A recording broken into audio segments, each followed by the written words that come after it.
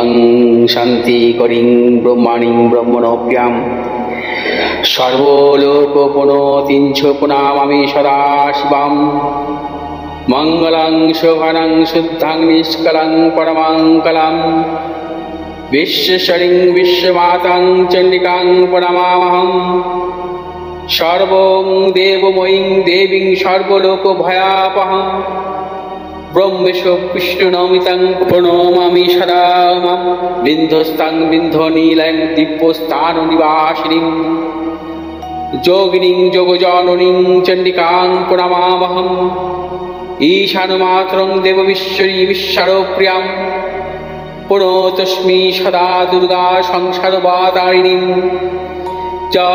ইদং পঠতি শস্ত্রং সিনুয়াদুপাপি যে নর সমুক্ত সর্বপাপভ্যো মোদতে দুর্গায়ুঃসহ ওং আয়ুর্দেহি যশো দেহি ভাগ্যং ভগবতী দেহি মে পুত্রাং দেহি ধনং দেহি সর্বান কামস্য দেহি মে প্রচণ্ডে পুত্রদে নিত্যং সুপ্রীতি শিরোনায়িকে কুলোত্তত্তি করে চক্রে জয়ং দেহি নমস্তুতে রুদ্রচণ্ডী প্রচণ্ড সাহসী প্রচণ্ড বলশালিনী রক্ষমাং সর্বত দেবী বিশ্বেশ্বরী নমস্তুতে দুর্গে তারিণী দুর্গে তং সর্বাশুভা নিবারিণী ধর্মার্থ মোক্ষদে দেবী নিত্যং মে বরদা ভব দুর্গে দুর্গে মহাভাগে তাই মাং শঙ্করে প্রিয়ে মহিষা সিংহ মদমত্তে প্রতস্মি প্রসীদ মে হর পাপং হর ক্লেশং হর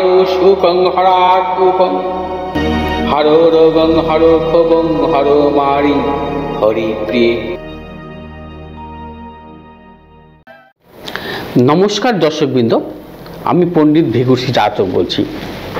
শ্রাবণ মাসে কিভাবে শিবের কৃপা লাভ করবেন, মনের কথায় অনুষ্ঠানে আজকের পর্বে এই নিয়ে আলোচনা করব।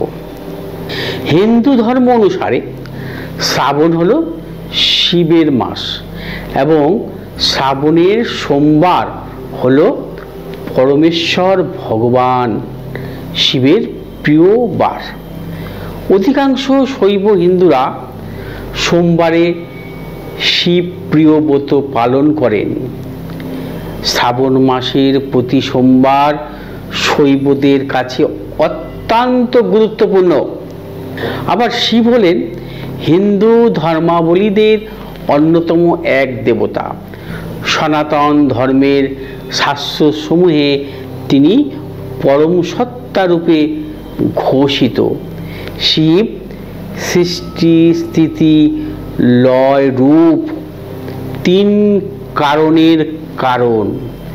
তাই মনে করা হয় জীবনের যে কোনো জটিল থেকে জটিলতর সমস্যায় দেবাদিদেব মহাদেবকে স্মরণ করলে সহজেই সেই সমস্যা থেকে কাটিয়ে ওঠা যায়।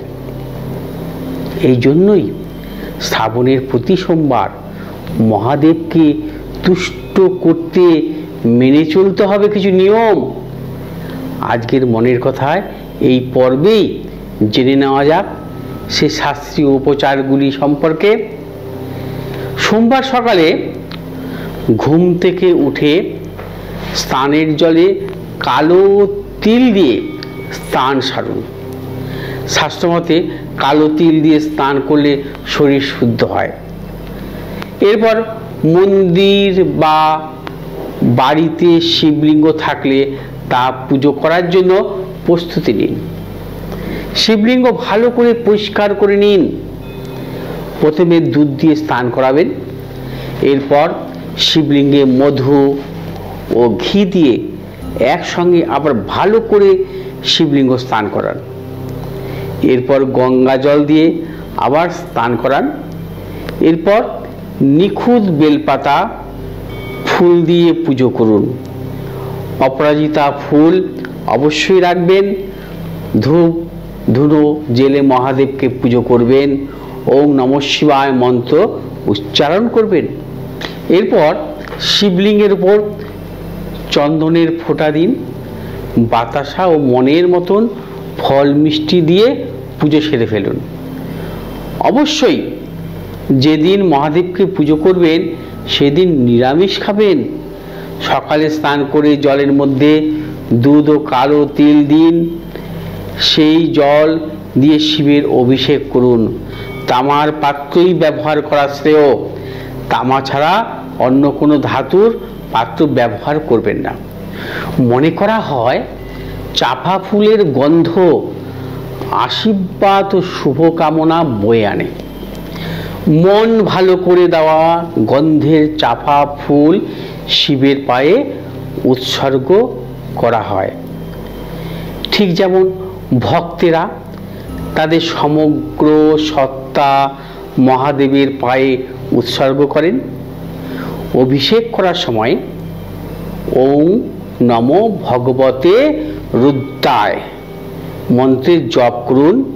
শিবের অভিষেক করার সময়ে রোগমুক্তির প্রার্থনা করুন। মহামৃত্যুঞ্জয়ী মন্ত্রের জপ করতে পারেন। প্রতি সোমবার নিষ্ঠা সহকারে শিবের কাছে সংকল্প করুন।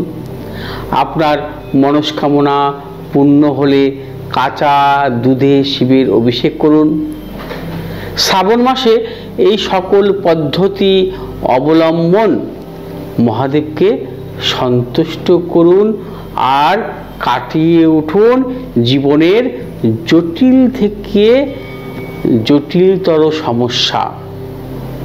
যারা গ্রহগত কুপ্রভাবের ফলে জর্জরিত এবং গ্রহদোষ খণ্ডন বা প্রতিকার ধারণ প্রয়োজন, তারা এই সময়ে এই পবিত্র সময়কে ব্যবহার করতে পারেন। রুদ্রাক্ষ ধারণের জন্য এই সময় শ্রেষ্ঠ। দেখতে থাকুন আমার মনের কথা এই অনুষ্ঠানটি। তার আগে বলবো, আমার অ্যাস্ট্রোচক্র পণ্ডিত ভিঘুশ্রী জাতক এই ইউটিউব চ্যানেলটিকে আপনারা সাবস্ক্রাইব করুন। পাশে থাকা বেল আইকনটি টিপে ভালো থাকুন। নমস্কার।